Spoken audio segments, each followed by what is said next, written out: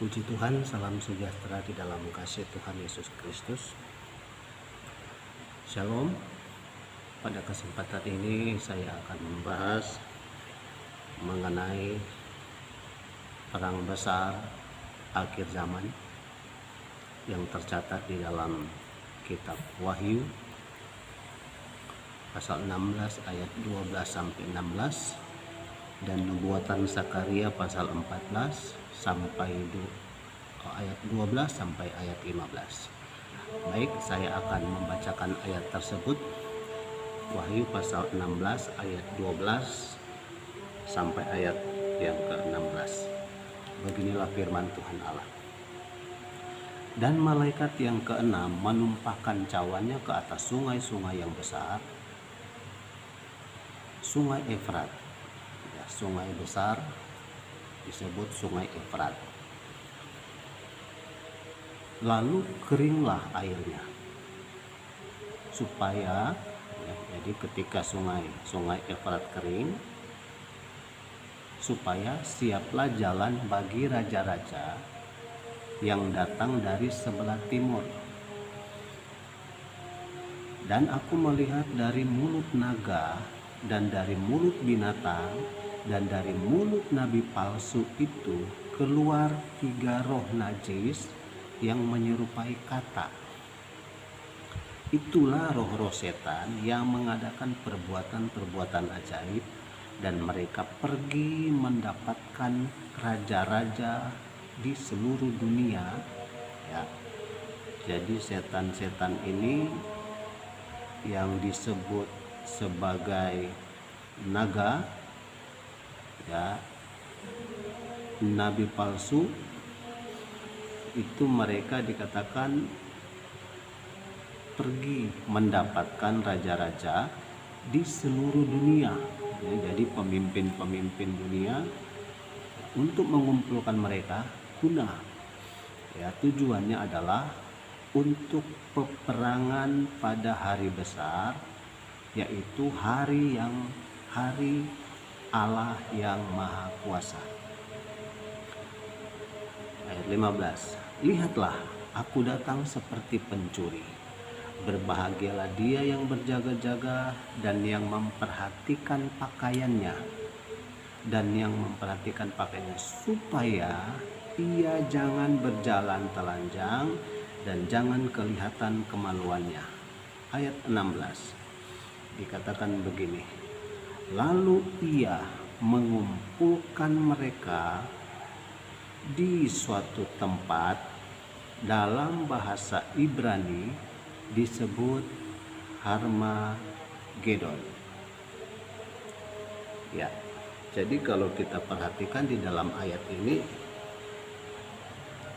akan ada satu peperangan yang besar di akhir zaman. Itu dikatakan bahwa bertepatan dengan ketika malaikat yang keenam menumpahkan cawan murka Allah. Jadi pada cawan keenam ditumpahkan, maka ada salah satu sungai yang ada, yang namanya sungai Efrat, itu akan menjadi kering. Dan ketika itu kering, maka raja-raja yang ada di sebelah timur itu mereka akan datang. Jadi ketika sungai itu kering, ya, maka setiap raja-raja, ya, dan pasti bukan hanya setiap raja-raja yang akan mengikuti para raja, tetapi para rakyatnya pasti akan mengikuti. Nah, kalau dalam konteks peperangan, maka pasti pasukannya para raja-raja ini, tentara para raja-raja ini pasti akan datang, dan mereka akan melalui sungai Efrat yang sudah kering. Nah, perang itu, ya, ayat yang kita baca tadi, di tempat yang dalam bahasa Ibrani disebut Harmagedon. Coba kita perhatikan di dalam Zakaria pasal 14, ya. Sakaria pasalnya yang ke-14, Sakaria 14 ayatnya yang ke-12. Sakaria 14 ayat 12 berkata begini.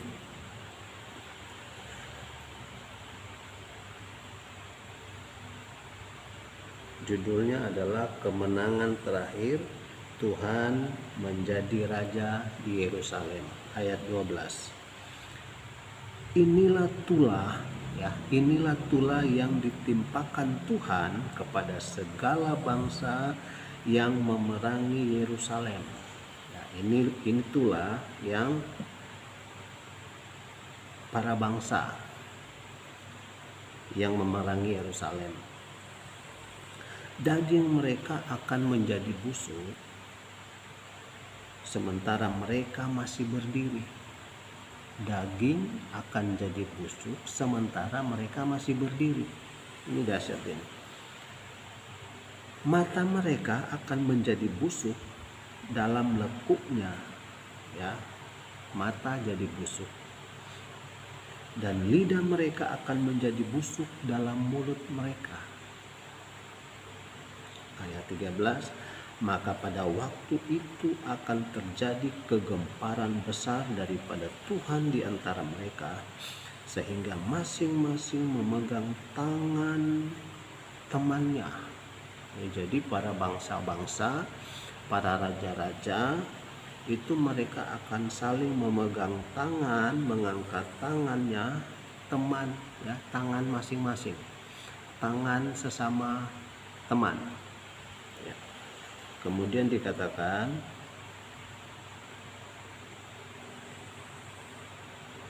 memegang tangan temannya dan mengangkat tangannya menjadi lawan temannya.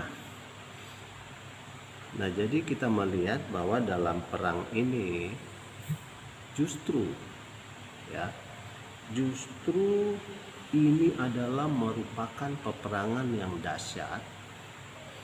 Sebab apa? Sebab peperangan ini bukanlah satu peperangan yang melawan musuh, tetapi justru peperangan antara teman, peperangan antara sesama mereka, peperangan antara sahabat. Nah, dalam konteks peperangan Harmagedon, maka kita melihat bahwa ini adalah satu peperangan antara, ya, sebagaimana yang dicatat di dalam Wahyu pasal 16 tadi, ini adalah peperangan antara antikristus, ya, yang tadi digambarkan di dalam pasal 16. Mereka akan melawan umat-umat Allah, ya, umat Allah dilawan. Dan saudara perhatikan, pemimpinnya umat Allah pada saat itu adalah Yesus sendiri. Nah, ini peperangan Harmagedon. Nah, coba kita perhatikan dari ayat yang kita baca tadi. Ayat 14 dalam Sakaria tadi. Juga Yehuda akan berperang melawan Yerusalem dan dikumpulkan harta benda segala dikelilingnya, yaitu emas, perak, tulah seperti itu akan menimpa kuda, bagal, unta, keledai, dan segala hewan yang ada dalam perkemahan-perkemahan itu. Nah, bicara perang akhir zaman atau perang Harmagedon, sebagaimana yang dicatat di dalam Wahyu maupun nubuatan Sakaria, maka kita akan melihat bahwa Harmagedon yang tadinya disebut sebagai bahasa Ibrani, kita melihat bahwa perang ini adalah merupakan perang besar, sekaligus ini adalah bencana besar, ya, perang besar, bencana dahsyat, ya, dalam berbagai agama, dalam berbagai budaya, dalam berbagai, ya, keyakinan orang pada saat itu. Nah, Dari ayat yang kita baca tadi, maka kita akan melihat bahwa perang Harmagedon adalah merupakan perang kekalahan besar antikristus, ya. Perang kekalahan besar antikristus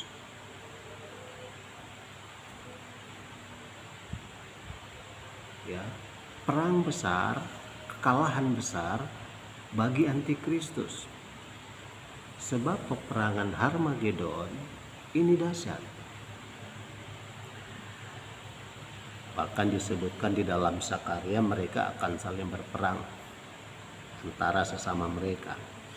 Mereka justru bukan berperang melawan umat pilihan Allah, tetapi justru mereka melawan musuh, lawan-lawannya mereka sendiri. Kenapa hal itu terjadi? Karena Tuhan yang melakukan, karena Yesus yang melakukan. Jadi perang Harmagedon adalah bukti bahwa kekalahan besar bagi antikristus dan kemenangan bagi umat pilihan Allah. Oke, kita mau lihat dulu arti mengenai Harmagedon dalam bahasa Ibrani. Kata har itu berarti bukit. Kata har berarti bukit, sedangkan Magedon itu adalah Megido. Artinya bukit itu ada di Megido.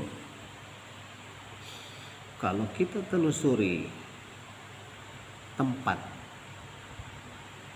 peperangan ini yang disebut sebagai salah satu bukit yang ada di Megido,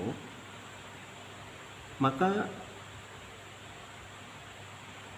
jarak antara Yerusalem ke Megido itu sekitar 90 km. Ya, jadi dari Yerusalem sampai ke Megido itu sekitar 90 km. Nah, kita melihat sedikit sejarah mengenai Megido ya di dalam Alkitab. Di dalam Yosua pasal 12 ayat 21, maka kita akan jumpai bahwa di situ terdapat salah satu perang. Ya, perang ketika Israel memasuki tanah Kanaan, maka orang Israel akan berperang dan Yosua pada saat itu mengalahkan Raja Megido. Yang kedua, di dalam 2 Tawarik pasal 35 ayat 22, maka kita menemukan di sana bahwa di situ terjadi kematian Raja Israel yang bernama Yosia. Yosia ini dibunuh oleh seorang raja yang bernama Firaun. Itu terjadi di Megido. Kemudian yang ketiga, di dalam 2 Raja-Raja pasalnya yang ke-9 ayat 27, di situ ada satu kesaksian ya tentang Raja Ahazia. Yang keempat, kita temukan di dalam Hakim-Hakim pasalnya yang ke-5 ayat 15 sampai 19, maka di situ pun ya di Megido terjadi satu peperangan yang luar biasa. Saat itu dipimpin oleh Barak dan Deborah. Jadi peperangan ini adalah peperangan antara umat pilihan Allah dengan orang-orang penyembah berhala. Jadi antara umat pilihan Allah dan bukan umat pilihan Allah, mereka itu berperang. Nah, itu sekilas dari Megido, sejarah dari Megido. Maka dari sini kita melihat bahwa ternyata Megido atau Harmagedon itu adalah merupakan salah satu tempat secara fisik yang terjadi sejak di Perjanjian Lama ya, itu adalah salah satu tempat yang menjadi tempat peperangan.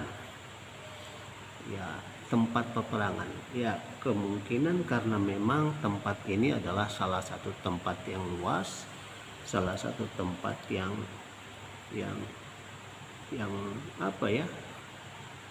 Yang penting untuk dijadikan tempat untuk berperang di dalam Alkitab.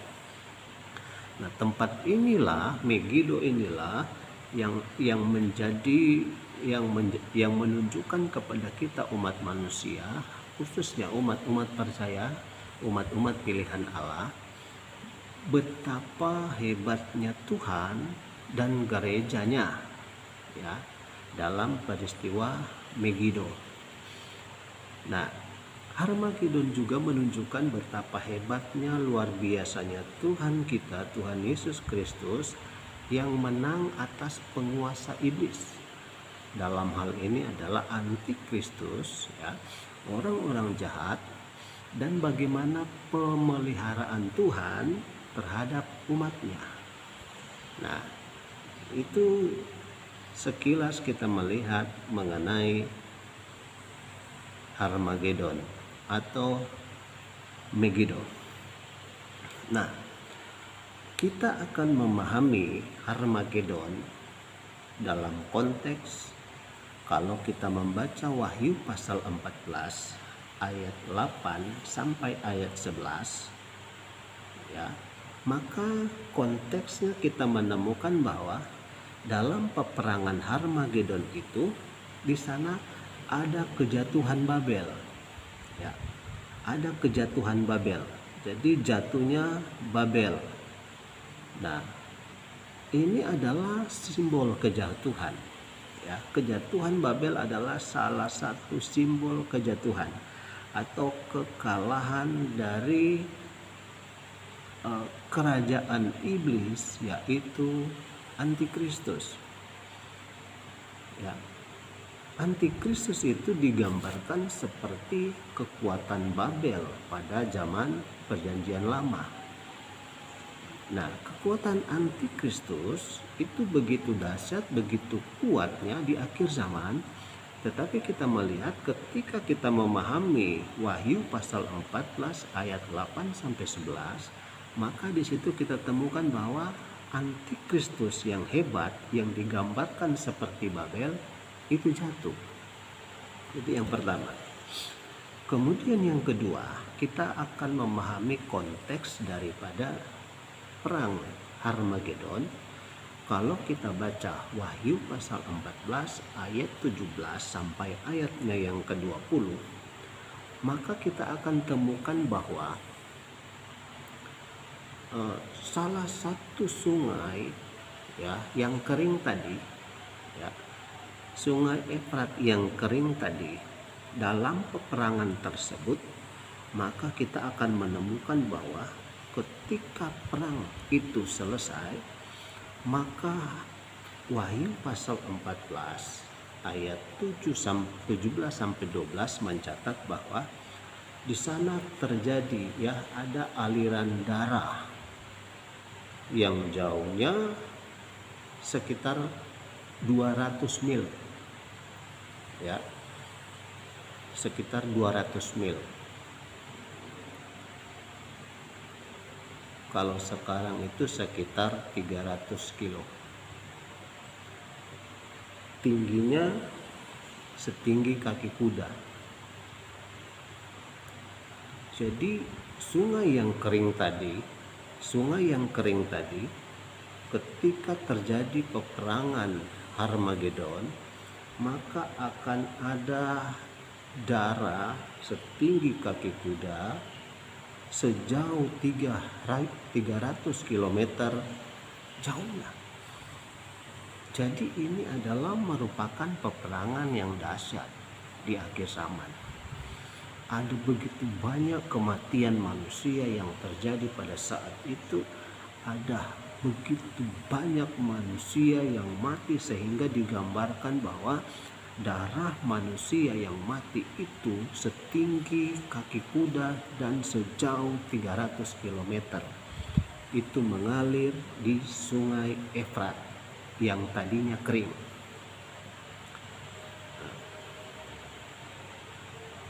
Kita melihat siapa pemimpin perang di dalam Wahyu pasal 19. Pemimpin perang di dalam Wahyu pasal yang ke-19 ayat 11 sampai ayatnya yang ke-16. Coba saya akan membacakan ayat tersebut.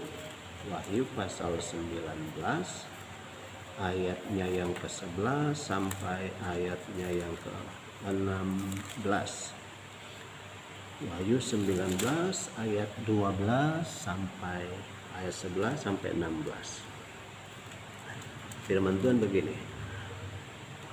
Lalu Rasul Yohanes melihat surga terbuka. Ya, sesungguhnya ada seekor kuda putih. Dan ia yang menungganginya bernama Yang Setia dan Yang Benar. Ia menghakimi dan berperang dengan adil.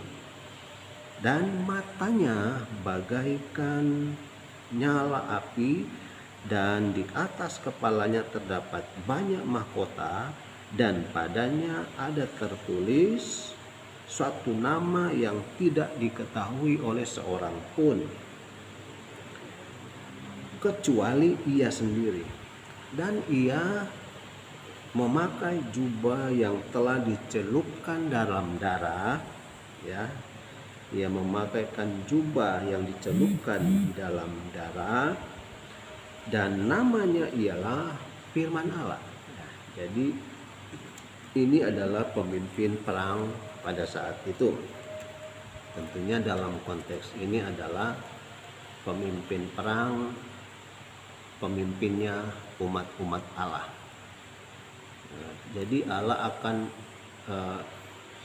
Jadi Allah sudah men-setting peperangan tersebut, ya, baik melalui tempatnya, siapa yang akan berperang, pasti ini semua dalam settingan Allah sendiri. Itu terjadi karena di pihak Tuhan. Dalam hal ini dia disebut sebagai firman Allah, yaitu Tuhan Yesus Kristus. Ayat 14, dan semua pasukan yang di surga mengikuti dia. Semua pasukan yang di surga mengikuti dia. Mereka menunggang kuda putih dan memakai lenan halus yang putih bersih. Dan dari mulutnya, jadi dari mulut Yesus, jadi dari mulut pemimpin perang pada saat itu, dari mulut Yesus keluar sebilah pedang, ya, keluar sebilah pedang yang tajam yang akan memukul segala bangsa. Dan ia menggembalakan mereka dengan gada. Ya, yang digembalakan ini adalah para umat-umat pilihannya tentunya. Ia menggembalakan, ya, dengan gada besi, dan ia memeras anggur dalam kilangan anggur, yaitu anggur kegeraman Allah yang Maha Kuasa. Dan pada jubahnya dan pahanya tertulis suatu nama, yaitu Raja segala raja dan Tuhan di atas segala Tuhan. Dari ayat yang kita baca mengindikasikan kepada kita bahwa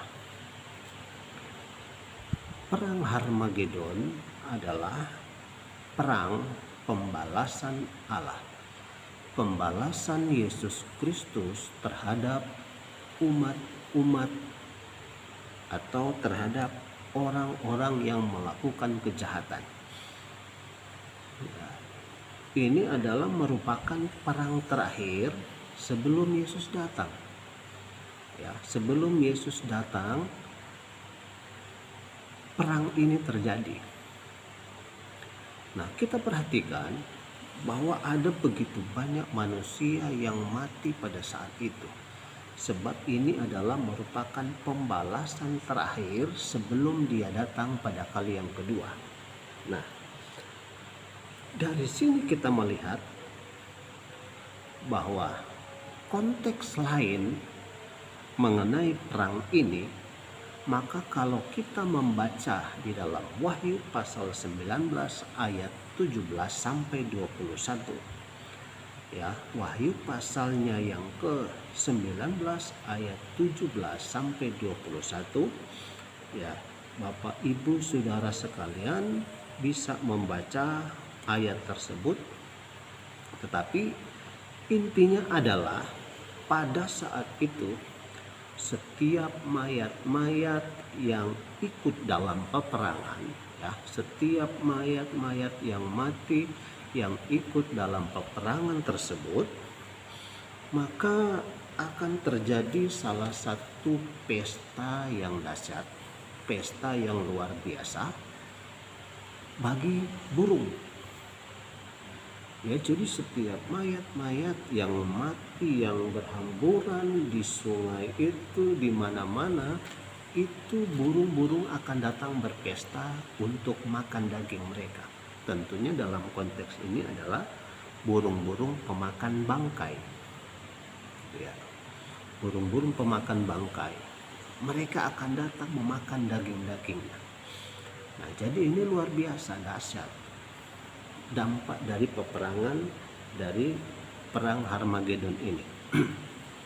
Nah, kita perhatikan di dalam Wahyu yang kita baca tadi, sungai Efrat itu kering, ya. Sungai Efrat itu menjadi kering, kemudian para raja-raja, ya, raja-raja itu datang dari timur. Menjadi pertanyaan buat kita adalah, siapakah raja-raja yang datang dari timur?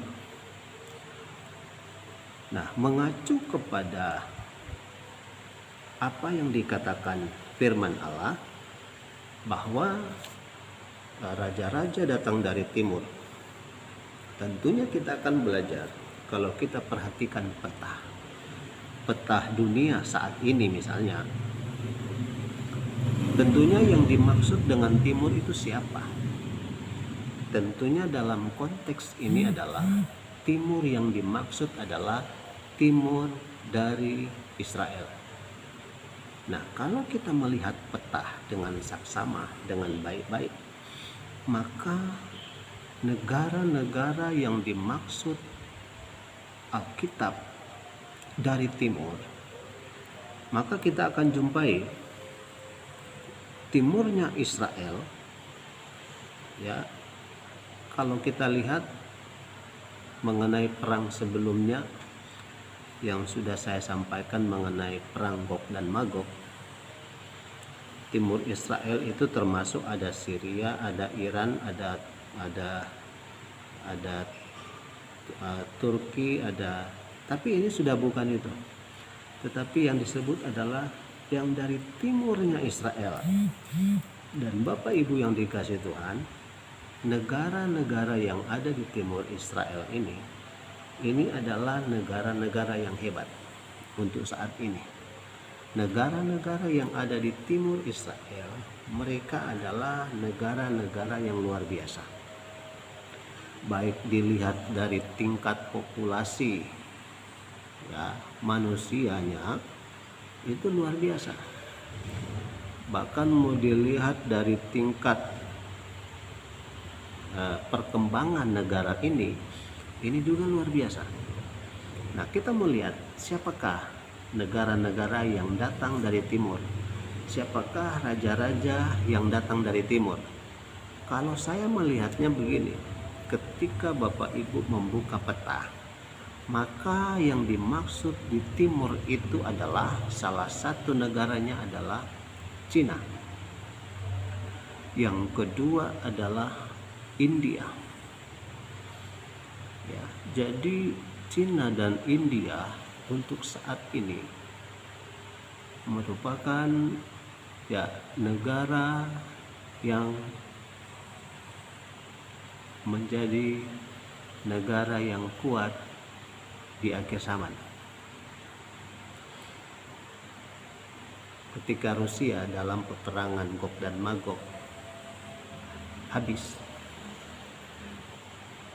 Maka salah satu kekuatan besar selain Amerika dan negara Eropa lain, maka kita akan temukan bahwa negara yang kuat pada saat itu adalah negara Cina, India, ya. Bisa jadi Indonesia ada di sana, karena Indonesia termasuk dari timur juga. Ya. Termasuk negara kuat saat itu. Nah, kita melihat rentetannya. Ketika Rusia hilang kekuatannya dan negara-negara lain yang pernah menyerang Israel hilang kekuatannya, maka akan ada kekuatan baru yang muncul dari timur, itu Cina, India, ya Pakistan, apalah, ya termasuk Indonesia. Tetapi ada negara lain ya yang kuat pada saat itu, termasuk adalah Amerika, ya, Brasil, Jerman, dan seterusnya. Ya, nanti kita akan lihat sejauh mana mereka. Ya, ketika ya pasukan dari timur akan menyerang, ya akan menyerang Israel, Yerusalem dalam hal ini. Pertanyaannya adalah di mana Amerika, di mana negara lain yang mendukung Israel. Tapi yang jelas kalau kita membaca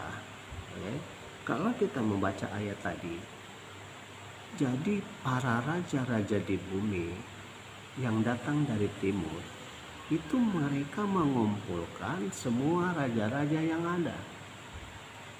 Apakah itu termasuk Amerika? Apakah itu ada indikasi bahwa Cina, India, dan semua negara-negara Indonesia itu akan bersatu?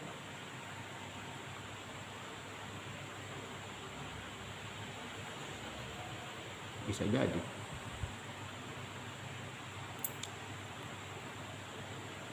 Akan menyerang Israel.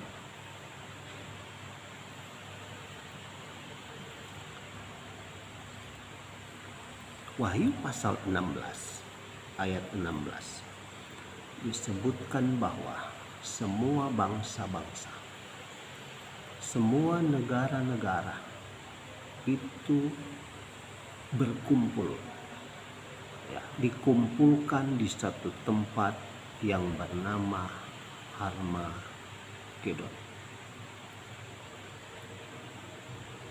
Mereka dikumpulkan di sana. Wah, ini merupakan peperangan dahsyat. Setelah mereka dikumpulkan, maka kita melihat peperangan dahsyat terjadi. Sakaria mencatat peperangan tersebut adalah peperangan antara sesama mereka sendiri. Sebab ketika Yesus datang pada kali yang kedua dengan memakai kuda putih, maka firman Allah tadi dalam kitab Wahyu, Yesus dari mulutnya keluar pedang. Sakaria mencatat, Sakaria melihat bahwa pedang itu akan memukul semua musuh-musuh. Makanya Sakaria itu menggambarkan mereka itu akan saling pukul memukul, potong memotong satu dengan yang lain. Itu adalah pedang yang keluar dari mulut Yesus.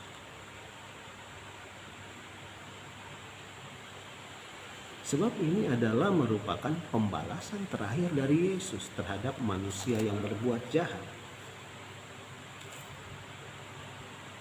Jadi dahsyat peperangan ini. Bagaimana mereka akan saling membunuh satu dengan yang lain. Umat-umat pilihan Allah tidak melakukan apa-apa, Bapak Ibu. Dari mulut Yesus keluar pedang. Dan pedang itulah yang membunuh setiap manusia yang jahat pada saat itu.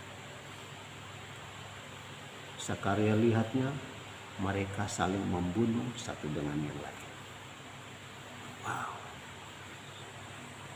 Kalau memang sudah waktunya Tuhan membalas, maka manusia akan terheran-heran melihat pembalasan Tuhan. Dalam Wahyu pasal 16, konteks lain dalam perang Harmagedon adalah kita melihat bahwa ketika Yesus datang pada kali yang kedua, Yesus menginjakkan kakinya di Bukit Zaitun. Ya, dampak yang terjadi ketika Yesus menginjakkan kakinya di Bukit Zaitun, maka firman Tuhan berkata bahwa akan terjadi gempa bumi yang dahsyat.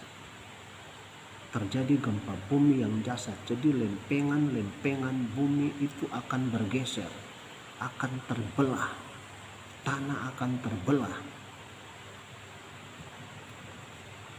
Ketika Yesus menginjakkan kaki di Bukit Zaitun, kita perlu memahami bahwa ketika Yesus naik ke surga,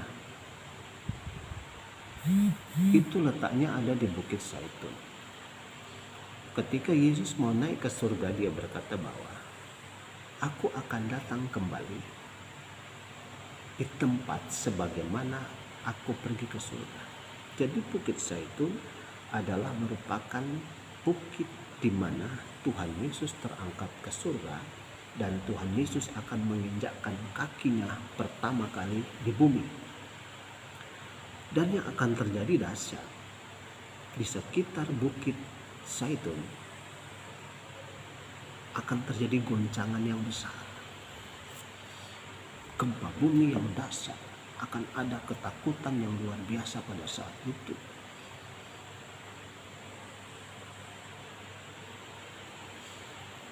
Kesimpulan bagi kita mengenai perang Harmagedon, Wahyu pasal 16 ayat 10 itu merupakan salah satu kekuatan besar kerajaan iblis atau kita sebut antikristus.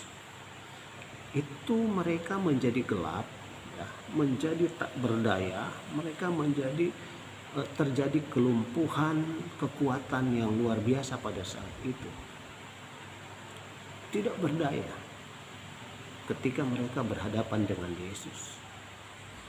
Mereka kalah. Pasal 13, mereka hidup senang-senang pesta pora, mereka menguasai bumi, mereka melakukan apa saja menurut kemauan mereka melakukan kejahatan mereka masih bebas melakukannya. Tetapi saudara, ketika cawan ke-6 ditumpahkan bertepatan dengan kedatangan Tuhan Yesus pada kali yang kedua, maka akan ada perang yang besar yang disebut dengan perang Harmagedon. Dan Alkitab berkata pada akhirnya mereka, antikris dan para pengikutnya, mereka mati binasa. Sakaria mengatakan bahwa mereka akan menggigit lidah mereka yang busuk. Ya. Mereka akan menggigit lidah mereka masing-masing. Ini merupakan simbol dari kekalahan yang dahsyat bagi mereka, bagi setiap antikris dan para pengikut-pengikutnya. Dan berita besar bagi umat pilihan Allah adalah perang Harmagedon adalah perang yang dipimpin langsung oleh Yesus. Perang yang dipimpin oleh Yesus yang mengakibatkan kemenangan yang besar bagi umat pilihan Allah. Glory to glory. Dari kemenangan kepada kemenangan. Itulah janji Tuhan buat kita. Bagi umat-umat pilihan Allah, waktunya bagi kita di akhir zaman ini untuk kita menentukan apakah kita masuk dalam kategori umat pilihan Allah atau tidak. Karena kita akan melihat nanti buktinya kalau kita adalah umat pilihan Allah, maka pada saat bencana dunia yang akan terjadi, termasuk salah satunya perang Harmagedon, maka kita ada di dalam pemeliharaan Tuhan. Maka kita ada di dalam himpunan umat-umat pilihan Allah yang pasti akan alami kemenangan yang luar biasa. Puji Tuhan. Kiranya firman Allah ini boleh menjadi berkat bagi kita semua. Dan bagi yang menonton, silakan like, ya, komen, memberikan saran, tanggapan, subscribe, ya, tekan lonceng juga boleh. Dan ini semua gratis, tidak dibayar. Jadi kiranya Tuhan Yesus memberkati kita semua. Shalom, salam damai untuk kita semua.